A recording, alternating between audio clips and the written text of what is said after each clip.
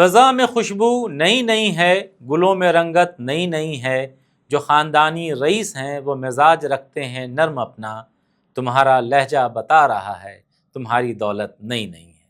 शबीना अदीब की ये लिखी मशहूर शायरी अक्सर ही मुशायरों में आपने सुना होगा, मगर यहाँ कोई मुशायरा नहीं है, यह संदर्भ अलग है। बात भले ही 2 दिन पुरानी, मगर जिस लहजे में प्रशांत किशोर ने नालंदा के एसडीएम के साथ पेश आए, क्या वो सही था? विचारधारा की बात जो भी हो, मगर हम इस बात से इनकार नहीं कर सकते कि अगर हम वैसा ही नेता चुनते हैं जैसा हम समाज बनाना चाहते हैं, हम वो नेता बिल्कुल नहीं चुनना पसंद करते जो हमारे भविष्य को आकार न दे सके।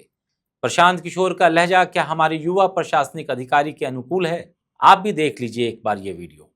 आप किलोमीटर से रुकेगा। आप तो बड़े नेता है ना, सीजन पॉलिटिशियन आप इतने बिहार के साधारण लड़के हैं और आप कभी प्रशासन में आए हो कि प्रशासन को अंदर चलाया? फिनांस से रहो, फिनांस से रहो। आप किलोमीटर से रुकेगा। आप तो बड़े नेता है ना, सीजन पॉलिटिशियन आप इतने बिहार के साधारण लड़के हैं और आप कभी प्रशासन में आए हो कि प्रशासन को अंदर चलाया?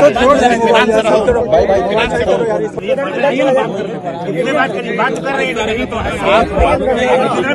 देखिए, पीके यानी प्रशांत किशोर एक ऐसा चेहरा है जो खुद को युवाओं का प्रतिनिधि मानते हैं।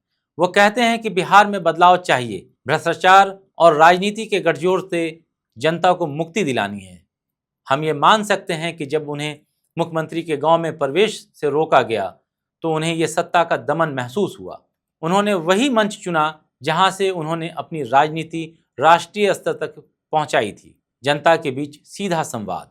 लेकिन सवाल लहजे का है। जब कोई व्यक्ति नेता होता है तो उसके शब्द आम नहीं होते, हर बात जनता सुनती है, हर लहजा मिसाल बन सकता है या फिर विवाद। क्या प्रशांत किशोर एसडीएम से संवाद करते वक्त थोड़े और संयमित नहीं हो सकते थे? क्या ब्रिटिश राज जैसे शब्दों की तुलना प्रशासन से करना सही था? क्या एक युवा पढ़ा लिखा और तकनीकी पृष्ठभूमि वाला नेता इस संवाद को सवाल जवाब के बजाय समाधान की दिशा में नहीं ले जा सकता था? ये सबसे अहम सवाल है कि प्रशासन में जो भी लोग शामिल हैं वो भी हमारे समाज का अहम हिस्सा हैं।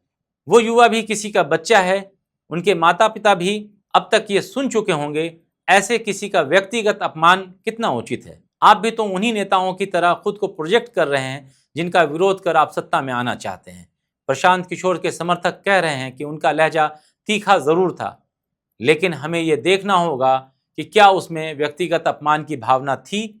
क्या वो किसी प्रशासनिक अधिकारी को नीचा दिखाने की कोशिश कर रहे थे, या फिर वो अपने जनाधिकार के लिए गुस्से में आवाज़ उठा रहे थे? उनके समर्थक जो भी कहें, मगर सच्चाई ये है कि भाषा का चयन, शब्दों की गरिमा और प्रशासनिक गरिमा, ये सब लोकतंत्र के संतुलन की धुरी है। अगर प्रशांत किशोर खुद को एक संभावित मुख्यमंत्री उम्मीदवार के रूप में पेश कर रहे हैं तो उन्हें अपनी बातों, तेवर और तर्क से यह दिखाना होगा कि वो प्रशासन के साथ सामंजस्य बनाकर काम कर सकते हैं, टकराव के साथ नहीं। क्योंकि कल को अगर वही एसडीएम उनके अधीन होंगे तो संवाद, भरोसे और सम्मान की बुनियाद अभी से ही तैयार होनी चाहिए। चूंकि लोकतंत्र में सवाल जरूरी है, लेकिन अंदाज भी उतना ही अहम है। बात यह है कि मुद्दे कैसे उठाए जाते हैं। हमें यह भी जानने की जरूरत है। प्रशांत किशोर के सवाल जायज हो सकते हैं, लेकिन सवाल उठाने का लहजा ही तय करता है कि वह आंदोलन में बदलेगा या सिर्फ एक विवाद बनकर रह जाएगा। तो क्या आपको लगता है कि प्रशांत किशोर का लहजा सही था? क्या एक जिम्मेदार जननेता को प्रशासन से ऐसे बोलना चाहिए था? हमें कमेंट बॉक्स में जरूर बताइएगा। मैं था आपके साथ तारिक अहमद।